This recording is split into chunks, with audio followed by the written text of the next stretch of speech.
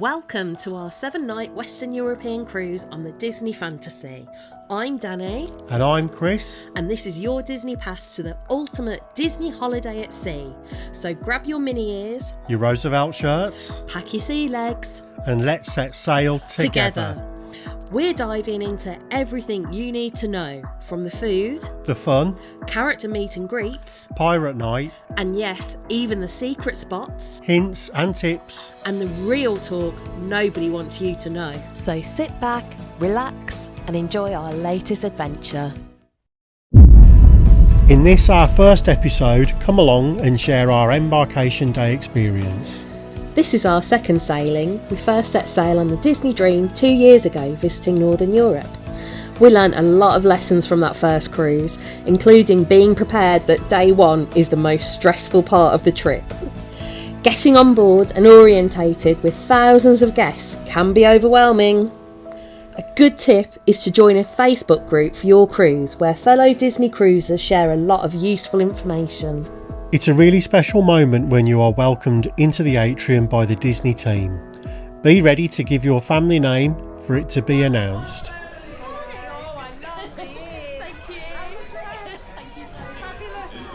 This is definitely a good time to have your camera recording so you can capture everyone's first reactions as they board this beautiful ship.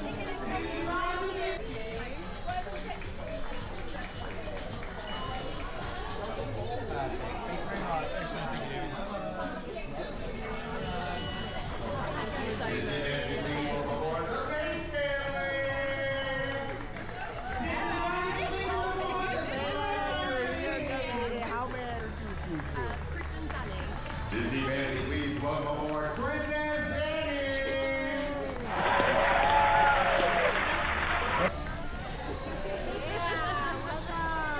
The atrium is the heart of the ship for character meet and greets, live music and parties where you may even get the chance to dance with your favourite characters. We absolutely love it here. We have so many happy memories and friendships that started in this amazing space. Once on board, make sure to open your Navigator app to see onboard activity schedules and your dining rotation and table number. Now the real challenge begins. What to do first? Shall we get lunch? Cabana's buffet or Animator's palette? Explore the ship? Take photos? Meet a character? Jump in the pool? Ride the aqueduct? Relax with a drink in the atrium? Visit guest services? Visit the dining team? Check out the kids club? Explore Europa bars? Should we get some coffee? No, I prefer tea. Should we visit the Sensi Spa? Maybe let's play some crazy golf. We could get an ice cream. Or maybe two. We need to try every flavour combo. I agree. Shall we go out on deck? Which deck? Deck 4? Deck 11? Deck 12? Don't worry, I know that this sounds a lot. My tip is make a short list of things that you definitely want to do and don't worry about the things that you're not doing. You'll get the chance to do everything at some point during the trip. Don't forget, you can access your stateroom from 1:30. You also have a sail away party and a muster drill to go to.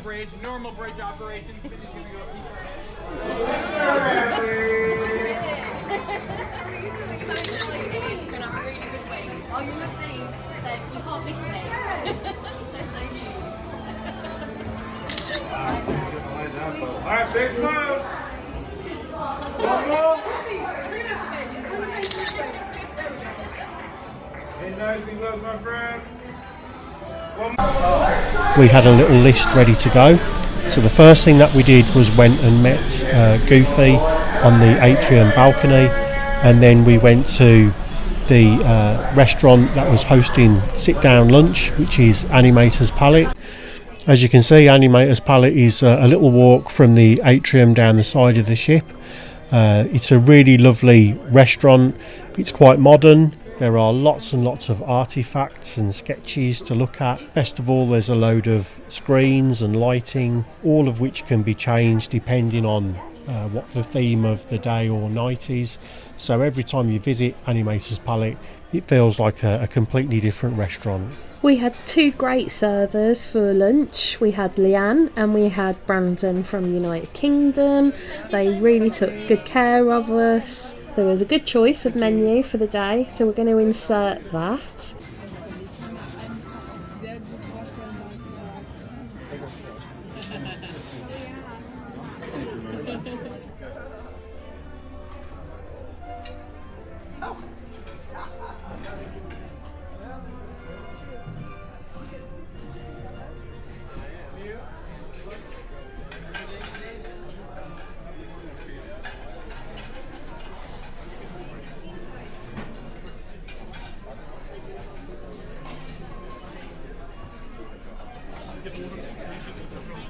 We both had the beef empanadas, which were delicious. They were amazing. Can't recommend those enough. Yeah, they were really good. Then I had the grilled salmon salad. That was delicious as well. Sorry, haven't got another word. Yeah. I had the chicken gumbo. This was a really pepper spicy chicken soup with some beautiful cornbread with it. This was delicious. This is one of my favourite things I had on the ship the whole time. It was great. And Chris, you had the sliced roasted beef sirloin. Yeah, and that was really nice. And it came with a double baked potato, which was half a baked potato with what I would call a Duchess potato on the top. We both finished with the welcome aboard sundae, which had ice cream and butterscotch sauce on. I don't like whipped cream, so I asked for it not to be served with that, which they did, which is great. We booked this 7-night cruise as a GTY booking, which means we had no choice over our room location, but we were guaranteed the type of room we would be staying in, which is a veranda room. We got lucky in being allocated a Deck 10 family veranda room, midship, which is great for being close to the lifts and stairs, and preferable for me as there's less motion midship when at sea. It was really incredible for the both of us. In fact, it was luxurious in terms of the space for 2 people. There's some beautiful Disney Cruise Line decorations in there just to remind you that you're on that Disney cruise, and your family will be greeted on the television, and the television is your portal to entertainment while you're in the room, such as films, TV or shows. And there's also a breakfast show every morning from the cruise director to tell you the sort of things you can expect that day, or the sort of arrangements that have been made at the various ports you will stop at. This bed was so comfortable. The mattress, the bedding, it's all top quality, and as you can see, there's also a lot of room underneath the bed where you'll actually eventually store your luggage. There's also those really cute night lights at the side of the bed showing a world map, and on there is each of the Disney cruise ships. So I think this stateroom sleeps 5. Sofa turns into another double bed, and then there is a single bed in the ceiling above that. When your stateroom comes in while you're at dinner, they will set up all of those extra beds depending on how many people are in your stateroom. The veranda itself is very spacious. You get a table and 2 chairs, and that's where you can sit and enjoy the drink of the day or a tea, and just watch the ocean go by or have a preview of the ports that you're stopping at. It's a really lovely space. It's really lovely to have breakfast out on your veranda in the morning. Here's us taking some photos and saying hi to you. So there's plenty of space out here, and it's such a wonderful addition to have as a room. So in a family veranda stateroom, you have a separate shower room and a separate toilet. This is really good, so both of you can get ready at the same time and make use of those double sinks. The bathroom comes with complimentary shampoo, conditioner and body wash. And there's numerous towels, face cloths, makeup towels. You're really well taken care of with that, which is great. In the wardrobes, you have your safety vests, which is all explained at the muster drill. There's also lots of hanging space. You've got a shorter area here and then a longer wardrobe for dresses. I brought some extra hangers because I think it's always nice to be able to hang most things up, but we didn't have any issue with drawers or anything for putting things away. It's an easy to use safe for any of your most valuable items. There is a fridge in the room. There are also glasses in the room. These are all available to you, no extra charge. We did ask our stateroom host one night if we could have some champagne glasses because we brought a bottle with us, and he kindly arranged that, so that's great.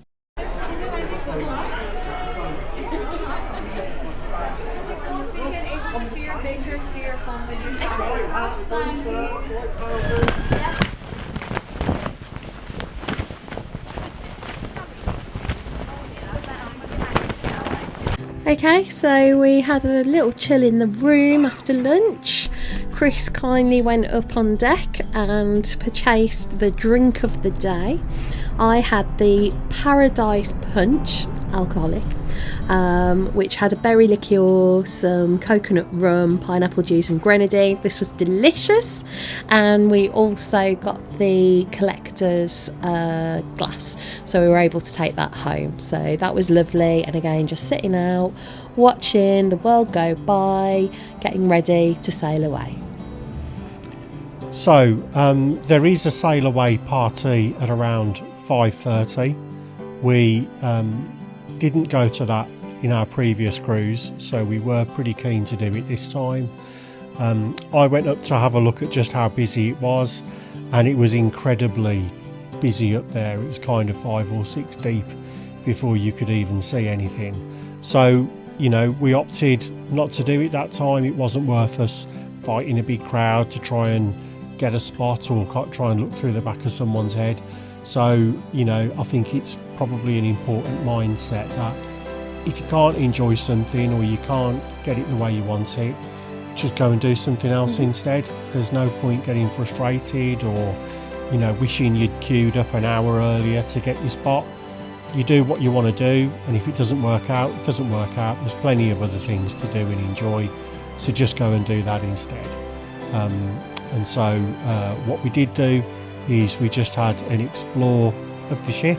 We got to have a good look around some of the adult bars and take those in. So there are a lot of adult only bars. This is the Tube. This is the largest. This is where they have a lot of adult game nights, as well as disco, silent discos, and it's based on the London Underground. We think it's themed really well, giving a bit of Austin Power vibes, but yeah, love it. The whole adult area is one of the big points of difference with the Disney Dream. The adult area on the Fantasy is, I think, in both of our opinions, a lot better. It's essentially like a little street where every door leads you to a different European country. There's the Tube, which is themed after London. There's Ooh La La, which is themed after France. There's La Piazza, which includes a huge carousel themed bar, which is themed after Italy. And there's O'Gill's, which is an Irish pub. So one of the reasons that we love the atrium so much is that's often where the performers do singing and instrumental music, and you can just take all of that in, and it's essentially like being in a club space which is shared by everybody. So there was a really lovely band that played repeatedly throughout the cruise, and they were doing kind of interpretations of Disney music. And so if you're queuing for a character or just sitting on the sidelines waiting for a meal or something like that, you can just listen to one of these groups, and it's really good. So in this instance, we were queuing to meet, I think it was Daisy Duck, and we took in the band. So it's a bit of a 2-for-1 option really. But we had a great old time doing this before we went to dinner at Animator's Palette.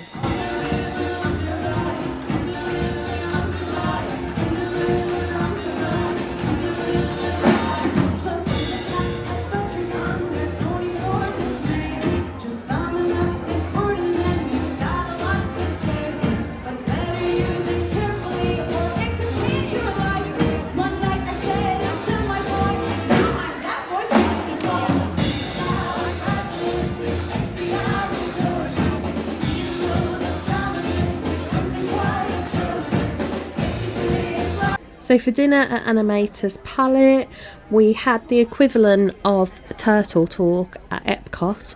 So Crush will come on and he'll talk to various guests throughout the evening, and the servers get involved, and you might do a few dance actions and a few shout outs, and it's quite fun. And as you can see, all the screens look really good and the lighting's changed as well.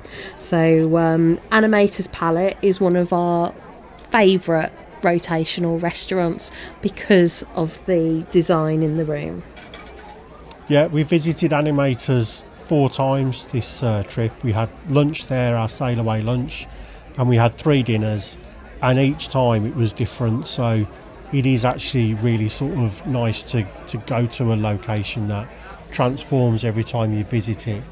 So yeah, it's a really cool location, but it's also a little less stuffy than the other two. It's a bit more of a fun, kind of recognisably Disney dining space.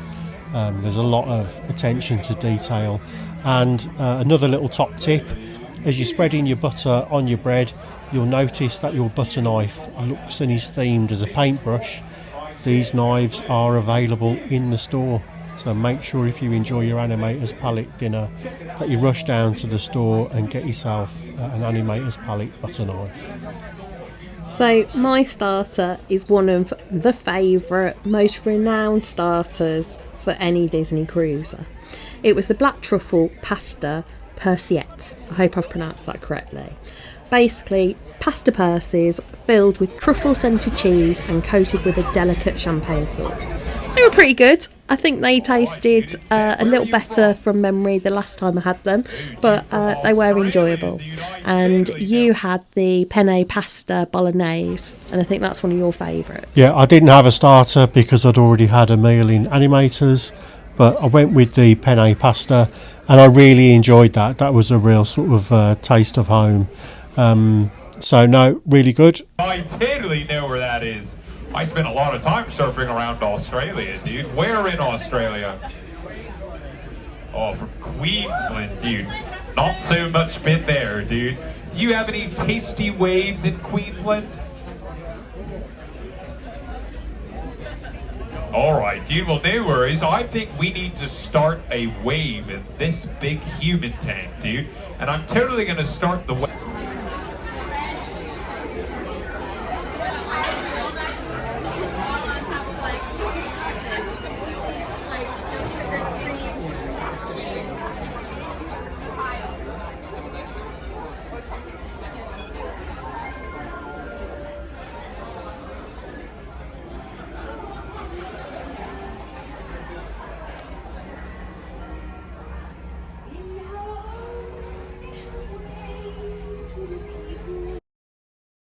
The Disney Victrophonics band were awesome.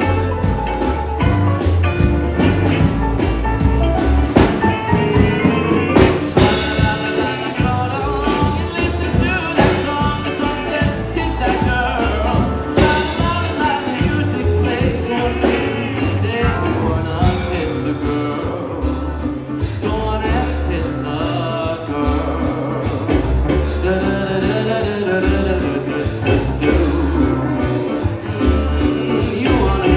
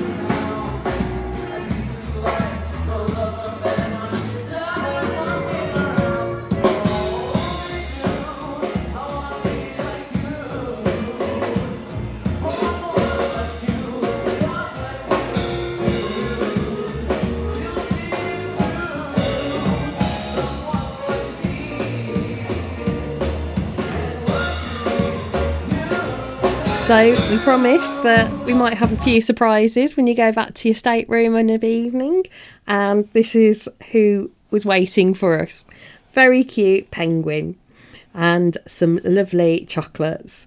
Also, our special teddies were laid out cutely on the bed, which I think is a nice touch. And so this is the end of the first video. What we also need to give you is a bit of information as to how we even got here. So stay tuned now if you want to see some of the preparation and travel information. But if you're already aware of that, then thanks for watching. We really appreciate it. And we'll see you tomorrow. So when driving to the port, you'll see many signs for parking, and just make sure you follow the instructions from the company that you've booked with. There'll also be plenty of people heading that way, so just follow the cars with all the Disney paraphernalia on them. You have to hand over your big luggage as soon as you park up. As we've already said, there are porters ready to go who will take that away for you, and you have to take your own hand luggage on board. Once you're in the cruise terminal, your hand luggage will be scanned very similar to an airport hand luggage scanning system. Then you will go up the escalator into a passport style check-in where all of your documentation will be checked to make sure you're good to go and good to board, and then once you've done that, it's at the gangplank and you're boarding.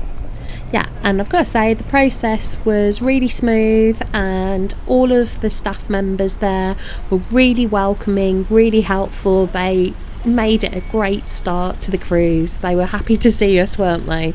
So that was really nice. So there are thousands of people going through this process, but because everybody's got different scheduled port arrival times, it's broken up into really manageable chunks. We didn't really experience any queuing, not really any waiting times to speak of. Basically, we went through the scanners, we went up the stairs, we checked in, we sat down for about 5 minutes, and then we were up getting our photos taken and walking up the gangplank. I think it probably took 30 minutes from getting out of the car to boarding the ship. It was next to no time, really. It was really efficient, really smooth. Got no complaints, really positive.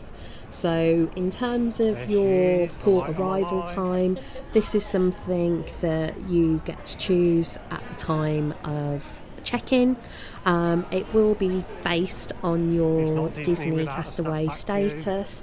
Obviously, wherever possible, try and get an early boarding time for quicker access to the ship. So on this occasion, we were allocated boarding group 13, which was a 12 p.m. boarding, and I was really happy with that. So I think it was amazing.